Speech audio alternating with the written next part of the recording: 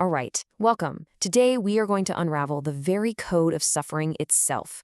We're going to look at the hidden mechanics behind why we hurt, not just to understand it, but to find a clear, actionable path that leads us out of it.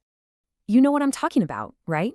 That same old frustration, that familiar sting of anxiety or disappointment. It can feel like you're just unlucky or stuck in a loop you can't escape. But what if it isn't random?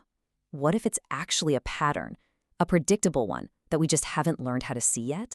Well, here's the incredible idea we're digging into today. Suffering actually has a blueprint. It's not some big mystery.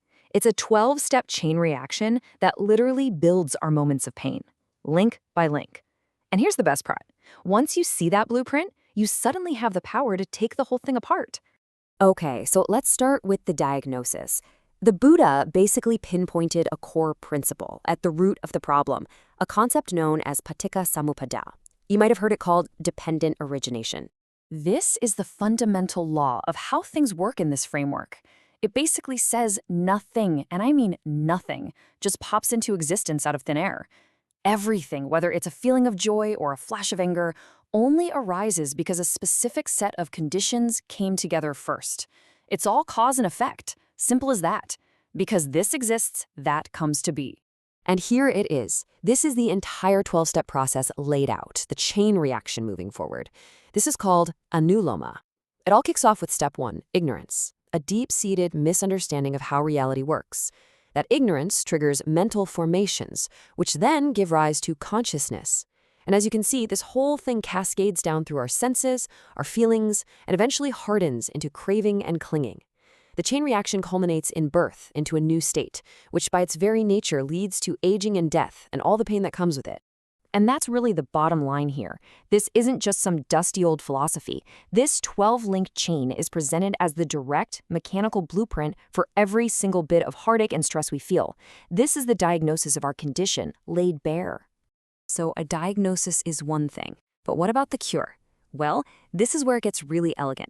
This super detailed chain of causation fits perfectly inside the Buddha's master framework for healing, the Four Noble Truths. This is how it all clicks together.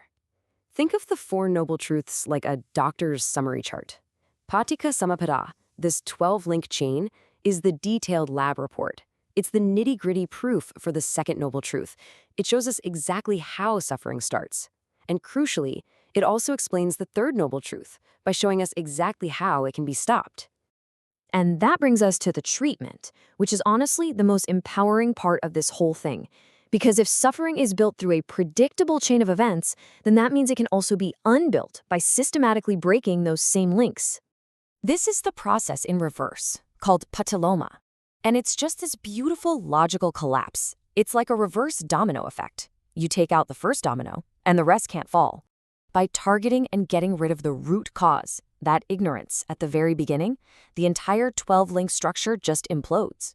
No ignorance means no formations, which means no consciousness, and on until the whole structure that creates suffering just dismantles itself. So what does this mean for us, right now, in our daily lives?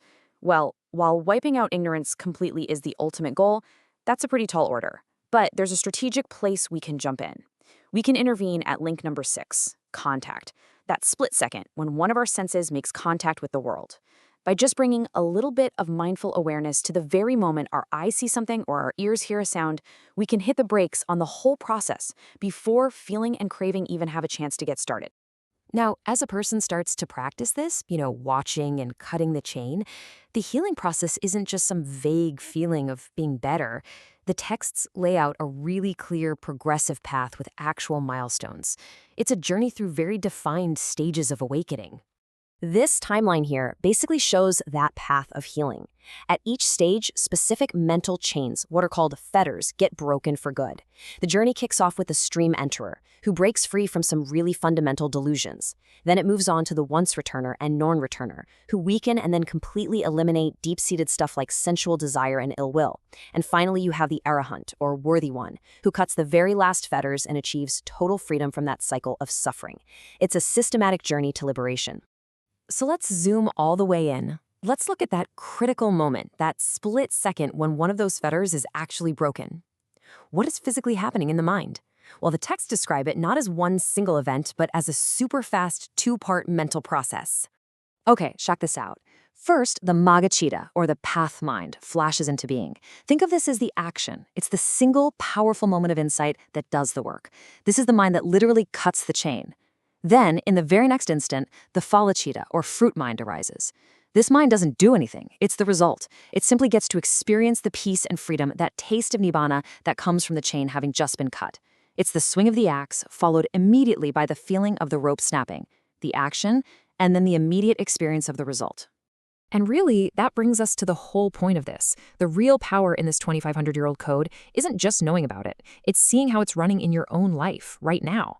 So the question to leave you with is this. When you really look at your own patterns, your own flavor of suffering, where in that 12-link chain does your work need to begin? What's the first link that you must see clearly in order to finally break free?